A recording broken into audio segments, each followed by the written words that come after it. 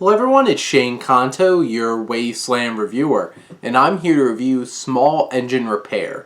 And this new dark comedy drama focuses on three lifelong friends who one night must confront something very dark and problematic that's placed in their way.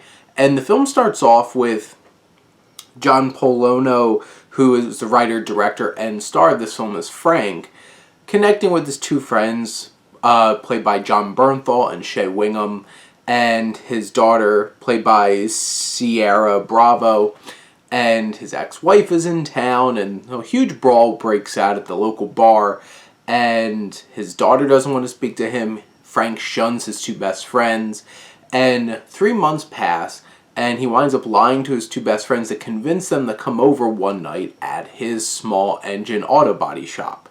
And, they're drinking, they're making steaks, they're reminiscing, and things take a dark turn. He convinces them to stick around for the night, and he invites this young man over to sell them some drugs.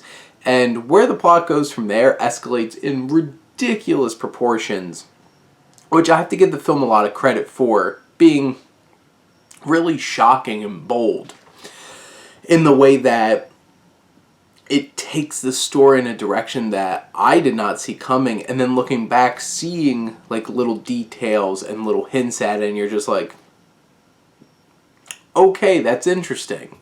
The performances from Pollono and Bernthal and Whigham, they're all committed.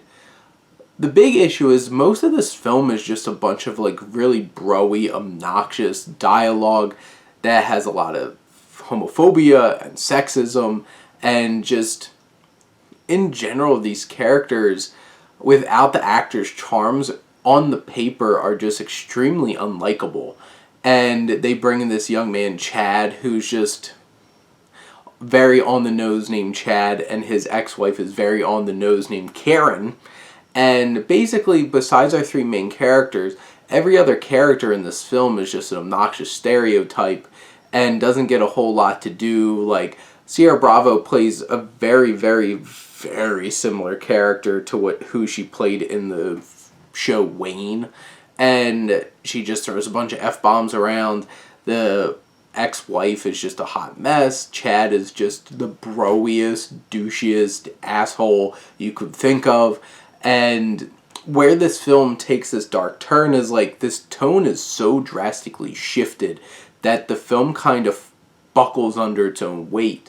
And up to this point, it's just like you're rooting for them to like get back together, and then but Frank, like, at every turn goes out of his way to try to mess things up with his anger and stuff like that.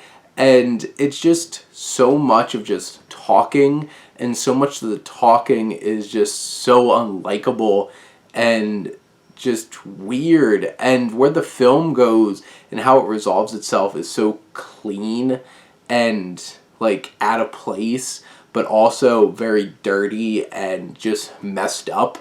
And like, this film was really hard to watch at this point in our society, because it's like, I could see this coming out in like the 90s and being like a huge hit, and like today it just feels gross in so many ways. And it's just like, I don't know how to feel about any of these characters. I don't really want to root for them, except like John Bernthal. Like, the actors make it to the point where it's like I could kind of get their charm, but like everything out of their mouths is so messed up, and just everything is dirty and grimy and just so problematic in so many different ways in this film. Besides the bold twist in story and the strong performances, this film, it's like, what the hell did I just watch? And it does not feel satisfying in the end. And you're just like, why did I sit through this story, and where does this story leave us? Feels extremely unsatisfying by the time you reach the credits here, and you're just like, what was this all for? What was this about? And I don't know. I feel like J.K. Simmons at the end of Burn After Reading. Just like, just one big cluster cuss of a film. And it's a shame because there's a lot of talent that is in front of the camera here, and they just don't give these talented people a whole lot to work with, and doesn't give the audience a whole lot to latch on to. So in the end, I feel like this film is a big misfire and pretty problematic. I'm sure there's plenty of people out there that'll sit and watch this and like absolutely eat it up, and I'm like, good for you. Because I sat and watched this, I'm just like, I feel gross watching this film, and you know, it gets way too dark and way too heavy way too fast, and never really felt like it earned that journey. But those are my thoughts on Small Engine Repair. Let me know what you think, and let's talk some movies. But thank you as always for tuning in and supporting your Wasteland reviewer.